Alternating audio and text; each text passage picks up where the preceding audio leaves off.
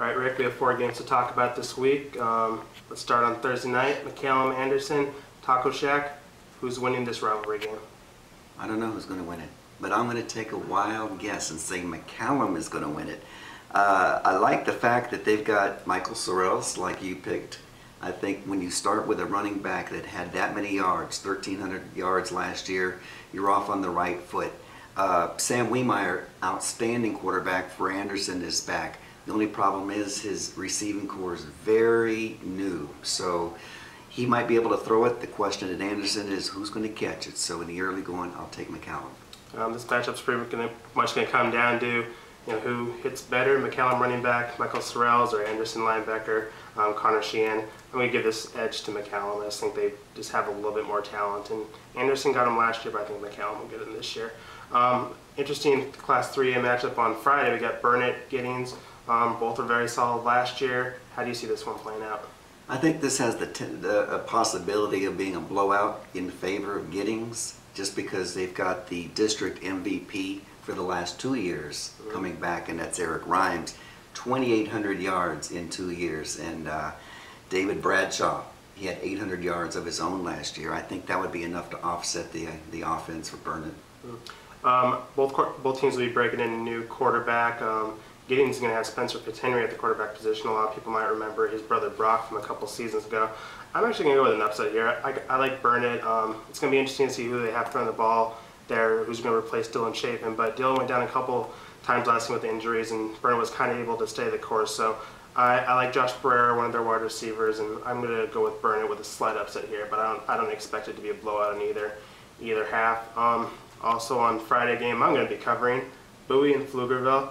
Last 2 games have come down to the wire. How's this one going to shape up? I think it's going to come down to the wire again. I think the difference here is I think Pflugerville just has too many weapons. First of all, Alex Dean returns as quarterback. That's a big start right there. They've got the big 3 running backs, Storm Woods. Best name in Central Texas, if you ask me, as far as high school football players. Julian Ward is back. Sammy Flowers is back. Outstanding trio of running backs. I like Pflugerville, despite Braylon Sorrell's great running back for Bowie. But I like Pflugerville. I mean, we did rate them number 3 in our preseason poll. I'm going to go with Bowie here. For some unknown reason, Bowie just seems to have Pflugerville's number. A couple seasons ago, they scored 2 touchdowns in the last 3 minutes to beat them. Last year, they got him in overtime.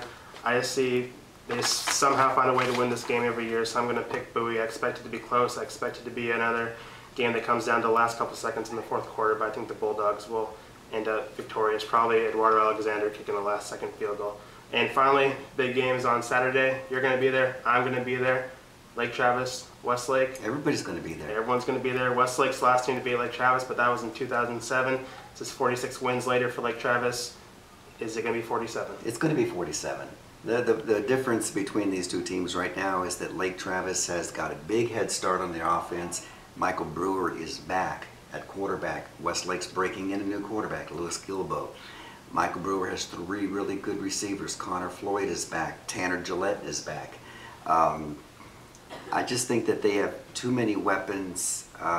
Griffin Gilbert is back. He's an outstanding wide receiver in his own right. The question on whether they can go 16-0, that remains to be seen. But in this particular game, I'll go with LT. I just think Westlake has too many questions right now. I expect them to be fine by the time the season ends, but with their tough non-district schedule and the teams they play, it might be a bit of a rocky start for Westlake. So I expect Michael Brewer, you threw for over 400 yards last year against Lake Travis. I expect to see a similar performance, and we'll see a lot of questions answered for both teams, as opposed to, is Lake Travis able to replace Andy Erickson, and is Westlake going to be able to replace Tanner Price? But I think in the end, Lake Travis probably wins by a touchdown or 2. So those are our predictions. We'll see how right or wrong we were this week, and be sure to check back in with us next week, and thank you for joining us.